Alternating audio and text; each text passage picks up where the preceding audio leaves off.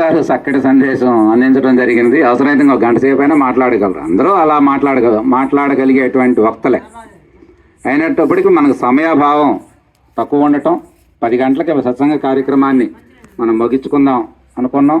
కానీ ముఖ్యంగా మీ అందరికీ ఒక నమస్కారం పెట్టుకోవాలి ఇప్పుడు. ఎందుకంటే అవతల భోజన కార్యక్రమం జరుగుతున్నా కూడా పోకుండా 50 మంది పైన కూర్చున్నారు, చక్కగా వింటున్న ఈ పీఠానికి ఇక్కడున్న గురుస్థానాన్ని గౌరవించి మీరందరూ ఎంతో కొత్త సంస్కారం పొందినటువంటి వాళ్ళు కాబట్టి చక్కగా కూర్చొని వింటున్నందుకు మీ అందరికీ కూడా ధన్యవాదాలు తెలియజేస్తున్నాం. ఇక ఇప్పుడు దాకా చెప్పినటువంటి విధానం ఎంతప్పటికీ ఎటు తిప్పి చెప్పినా కూడా బ్రహ్మంగారి యొక్క శ్లోకాల్లో ఆయన ఏదైతే రచించారో ఆ రచించినటువంటి ఆ రచనల్లో నుంచి కొన్ని శ్లోకాలను మన గురువుగారు పలుకుతూ ఎక్కువగా వారి మార్గం అంతా కూడా గురువు యొక్క తత్వాన్ని, గురువు బోధ, గురువుని అనుసరించడం, గురువుని చేరటం, అంటే గురువుని చేరి గురువు యొక్క చెప్పేటువంటి ఆ తత్వం ఏదైతే ఉన్నదో భగవతత్వాన్ని గురువు ద్వారానే మనం గ్రహించాలి అనేటువంటిది మనకి ఎప్పటి నుంచో ఉన్నది, ఇప్పుడు జరుగుతున్నదే. ఎందుకంటే లోకంలో మనకి 2 రకాల విద్యలు ఉన్నాయి, అపర విద్య, పరవిద్య. అంటే మనం భౌతికమైనటువంటి విద్య అంతా కూడా అపర విద్య కిందకు వస్తుంది. అట్లాంటి అపర విద్యని మనకి కొంతమంది భౌతికంగా మనం టీచర్స్ లేదా పంతులు అట్లా అనేక రకమైనటువంటి మాస్టర్స్ ఇట్లా పెట్టుకునే ఆ పేర్లు ఆ విధానంలో ఆ విద్య అంతా మనకు బోధిస్తేనే మనకు ఆ విద్య వస్తుంది. కానీ మనకి ఏ బోధన లేకుండా, బోధకులు లేకుండా, మన స్కూల్కి వెళ్లకుండా మనకు ఆ విద్య రాదు. అవునా? నువ్వేమి చదవాలన్నా గురువు ద్వారా మాత్రమే దాన్ని పొందాలి. అట్లాగే ఇది పరవిద్య, బ్రహ్మ విద్య, ఆత్మ విద్య. ఈ విద్యని నువ్వు పొందాలంటే ఇది కూడా విద్యే, ఇదేదో పెద్ద ఇది అనుకోకండి, ఇది కూడా విద్యే. కానీ దీని గురించి కూడా తెలుసుకుంటే, దీన్ని నేర్చుకుంటే, దీన్ని మీరు అన్వేషించగలిగితే దీన్ని కూడా నీవు పొందవచ్చు. పొందాలంటే దీనికి కూడా ఒక గుర్తు గురువు. గురువు అనే దానిని మనం చేరాలి, ఆయన్ని పట్టుకోవాలి, ఆయన్ని అనుసరించాలి, ఆయనతో ఎప్పుడు నిత్యం సంభాషించాలి, ఆయనతో కలిసి జీవించాలి. అలాంటి గురుతత్వం మరి కొంతమంది అయ్యో ఏం అవసరం లేదు అని చెప్పేది ఎప్పుడు?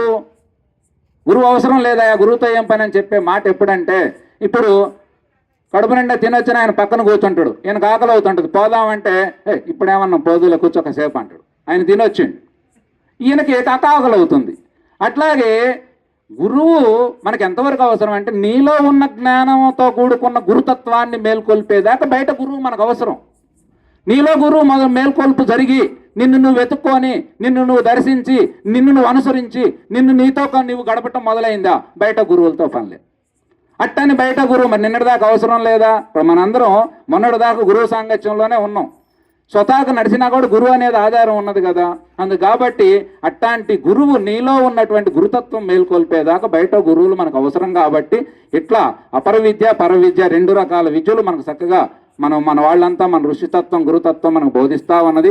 అట్లాంటి తత్వాన్ని అందుకోవాలంటే గురువు యొక్క ముఖపద్మాన్ని ఎప్పుడు అంటిపెట్టుకొని ఉండాలయ్యా. అలా అంటిపెట్టుకున్నటువంటి వాళ్ళు ఆ గురువు ఏ మాట చెప్పినా అది ప్రామాణికంగా తీసుకొని దాన్ని ఆచరించి నీలో ఉన్నటువంటి గురుతత్వాన్ని మేల్కొల్పి, గురుతత్వం ద్వారా ఆత్మతత్వాన్ని దర్శించి, ఆత్మ దైవంగా ఉంటుంది కాబట్టి ఆ దైవాన్ని నువ్వు చక్కగా దర్శించినట్లయితే నీకు దైవానికి తేడా లేదు, నీవు కూడా అవుతు పొన్నారెడ్డి గురువులాగా ఆరాధించబడదు అని ఆయన చెప్పి మనకి చక్కగా మన సైదీ గురువు గారు చక్కటి సందేశాన్ని అందించారు. కాబట్టి వారికి మరి అవుతు పొన్నారెడ్డి గారి యొక్క గురువు గారి యొక్క ఆశీస్సులు, వారు ఆరాధించేటువంటి వేమన్న యోగి బ్రహ్మంగారు ఇట్లాంటి మహాత్ములు మరి వారి అందరి ఆశీస్సులు మనందరూ కలగాలని మనసారా కోరుకుంటున్నాం. ఓం. అటు కూర్చో. మనందరికీ తెలిసినటువంటి రామకృష్ణ ప్రభు గారు, ఆయనలో ఆయన అద్భుతమైనటువంటి మార్పులు చూశారు, మనము చూస్తున్నాం భౌతికంగా. కానీ ఎన్ని మారినా మనుషులం కాబట్టి ఏవో చిన్న చిన్న జీవన విధానంలో ఉంటాయి అనుకోండి. మనం ఆయన గురించి చెబుతా ఆయన అంతా ఇది లేదా చిన్న చిన్న ఏమైనా లోపాలు అంటే శ్రీకృష్ణుల్లో కూడా ఉన్నాయి లోపాలు. ఇప్పటికీ వెతికేవాళ్ళు కోకొల్లలుగా ఉంటారు, అవి మనం వెతకలేము కానీ వాళ్ళు వెతుకుతారు. అట్లా వెతకొచ్చామో కానీ అట్లా ఆయన మార్చుకొని చక్కగా గ్రామంలో మరి ఎందరో ఈ గ్రామాల్లో తరించారు. ఎందుకంటే ఈ పీఠం వచ్చిందంటే ఎప్పుడో 77 సంవత్సరాల క్రితం మరి ఈ పీఠం ఇక్కడ స్థాపించబడిందంటే ఇక్కడ ఆదరణ లేనిదే, ఈ గ్రామంలో అంత చైతన్యం లేనిదే 100 ఎకరాల భూములు దేవాలయాల కింద ఉన్నాయి. ఇవన్నీ అట్లా అందుకాబట్టి అట్లాంటి మహాత్ములు యొక్క జాబితాలో మన రామకృష్ణ ప్రభువు గారు కూడా మరి చక్కగా నడుచుకుంటున్నారు, నడిపిస్తున్నారు కొంతమందిని. ఆ విధానం జీవితం కూడా దానికి అంకితం చేయాలని చెప్పి ఇటు కుటుంబం అటు సమాజాన్ని రెండు కళ్ళుగా చూసుకుంటూ ముందుకు సాగిపోతూ ఉన్నారు. అందుకని వారు కూడా ఈ యొక్క కార్యక్రమంలో వారి అమూల్యమైనటువంటి సందేశాన్ని ఒక 10 నిమిషాలు వినిపించవలసిందిగా కోరుచున్నాం. ఓం.